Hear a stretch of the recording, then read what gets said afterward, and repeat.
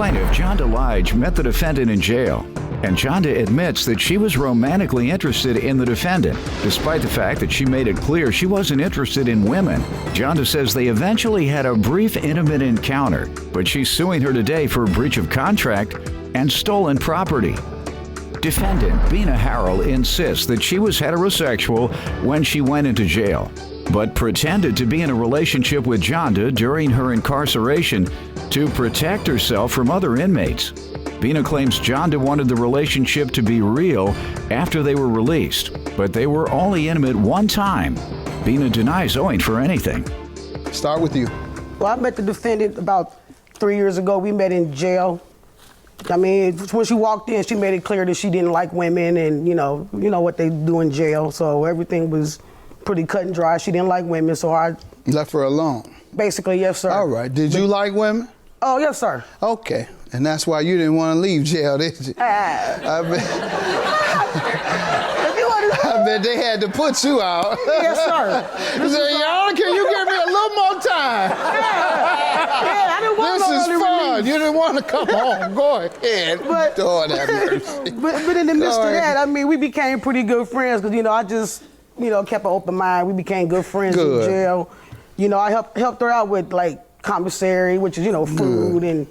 But basically, I left her alone, but we became friends because everybody was hitting on her. So she just came and started sitting with me. We were eating together. Like I said, I was kind of giving her, food here and there and personal, so she have a nice stay in prison while she was there. And it kind of blossomed from there. I mean, you didn't keep hitting on her or nothing, right? Not necessarily. I mean, she knew I liked her, but it was I just didn't pursue. You didn't sexually harass her? No, sir. I wouldn't call it harassment. I would call it. Reminders. I wouldn't call it reminders. Can't you say that? Friendly reminders. So I hope you stopped hitting on a woman after she told you she didn't want, did she? Or she kept reminding you? Yeah, she kept definitely. Hitting on you? Yeah. And I accepted her to hit on me. Oh. Yeah, she was being nice. I got down. nice commissary. I had never been locked up ever, and she really made me feel comfortable when I was locked up. And she told me that a lot of women were trying to really come on to me, and that, if she hung with me, that if I hung with her, that the other women would know that I'm not, gonna go pursue them, because I really told her, I don't like women. And she was like, well, just be gay for the stay. And that's what I did with her. And she tried I didn't tell you that. Yeah, you did. So you all were involved with each other sexually? Mm-hmm. Well, we couldn't do it incarcerated. We couldn't do that physically. How did you demonstrate like how your she said, gayness? during, we held hands, we walked around, we played cards, and everybody always synced us together. So you pretended to be gay? Yeah, so we I was pretending to be gay. Didn't And say that. it kept the other girls away from me. By pretending to be gay and pretending to be your woman. Yes, sir. All right, nobody's gonna mess with your woman because you're tough. Because you were a roughneck. Everybody liked me anyway because they were scared of you. No, I'm 4 feet tall. Everybody liked me because I was funny. No, but you got a little punch to you too. I was comic relief in prison. I was funny, and that's what she liked. I mean, even though she didn't like me sexually, she liked, me being now I'm humorous. clear. I just wanted to get the confusion out of the way. So we became good friends, and then, when we left, we exchanged numbers. Didn't hear from Miss Harrell for maybe 7-8 months. Bumped into her at our, neighborhood store. Hi, how you doing? Ain't seen you in a while. You still like women? No, she don't like women no more. That was dead, So I did brought that across to her. And, Try one last time. Well, yes, sir. One last time without the chips and stuff this time, though. So she was like, no, but she, we started talking. We were good friends, and then eventually we started hanging out again. And we were at a club one night. And soon as she walked in, everybody knew her like she was a celebrity. So I'm thinking this is a popular lady. I want to hang out with her some more. So we became even closer. One night at the club, she came to me and said she was having problems with her boyfriend. I'm like, okay, good. So so she, brought it to my ear. She said, man, I really need some place to stay. I'm like, two goods. I said, we're good friends, and I said, I don't have a problem with you staying with me till you get your stuff together. So she. All right, let me hear how it went from her perspective, and then we'll get to the breach of contract and the stolen property. Go ahead. Well, I feel that she kind of offered, because as I was saying, I was having problems with my boyfriend. She kind of offered me to come stay with her. And I said, okay, yeah, how much is the rent? How much do I have to pay? And so forth. And I agreed to that. When I moved in with her, everything was kind of cool for like a couple of months. Then I started feeling like, okay, now she pushing up on me. I told her that, how I was acting in jail was just for the show. It was just for pretend. Keep you safe. Yeah, basically. So I was with her 7 months, and then she started acting over possessive. She really thought she could be the man in the relationship. And I'm like, hold on, I'm not about to get up early to make your breakfast, do your laundry.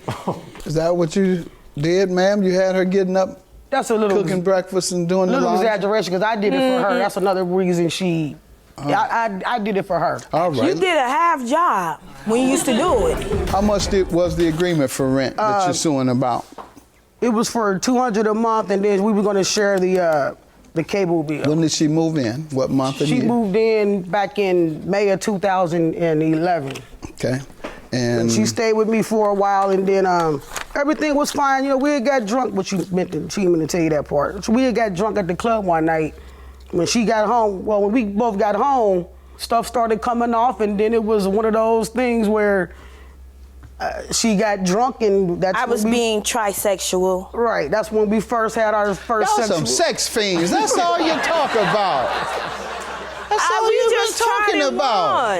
once. She tried it, but I was a little more experienced. I don't want to hear no more. sorry, That's sir. enough. So we ended up staying together, like she said, and then everything was fine. The rent was fine. Everything was paid off.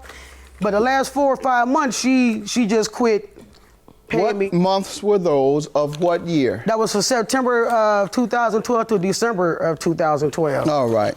And she had just quit paying the rent. I was asking her, like, All right. What about the stolen property that you're suing her for? okay, like the last 4 months, like when she stopped paying rent and stuff, after we started our, sexual whatever, I got word that she was moving back with her boyfriend. And this was kind of why I thought she wasn't paying me anymore. So then I finally get the call while I was at work, and she said, I'm moving all my stuff out. I'm moving. I'm like, all right, fine, just leave my keys on the table. I get home, sir, she not only took her TV, she took my TV, she took the cell phone that I bought her. Let me see the items. And when you spoke to her about taking your things, what has she told you? Oh, everything was cut off. The phone was cut off. I had to get in contact with her. About the items she stole from you, ma'am. She denied them. She denied it. Okay, I said, go ahead. Let me hear from you, ma'am, Well, about this rent and about these items. Okay, this is what it was. I noticed that she was getting over possessive. I was tired of that. So I told her that I wanted time. I needed time to move out. And she allowed me 4 months, 3 to 4 months. That's how long it took for me to move out. To not pay my rent, get my stuff together, and I moved out with my boyfriend. When I moved out, my boyfriend did it. He moved my things out. I was at work. Okay. I mean, I never knew nothing got stolen. You let him in? No, I gave him the key to go get my things. Even worse, you gave him the key to go and make a copy so he can come in and out whenever he wanted to. I told him to take the boxes that was packed up in front of the door. That's the only thing he was supposed. You're responsible for letting him in. You were negligent in giving this man her key for him to go into her place. Yes, sir. And as a result, she was ripped off. With regard to the rent, ma'am, she says you abated the rent so that she could have time and an opportunity to save up her money and move. Well, that I didn't actually tell her that, because she also forgot she signed this promissory note the same night that we were drinking. There you go. Let's see that. Same night. So why wouldn't you say that? And me and you, you was trying to get at me. Why wouldn't you say that? Card. I'm responsible for half the cable. Forgot about that. Okay. I agreed to pay my friend $200 per month. So that's why you tried to. Forgot about that part. $2,600 for the plaintiff. You ladies have a good day. Thank you, sir. Told you I was gonna get your to my money. Told you. You finally get your rent paid. Yeah, you should have paid me then. No, You should have paid me then. She came and got your stuff without taking my stuff. I didn't take it. That's what I'm trying to tell you. You let your dude take I didn't it, so take- no, you I was gonna didn't. furnish his Okay. apartment is what you was gonna do. All right, I'm gonna put a restraining order on you. Just know You ain't that. gotta restrain me. Okay.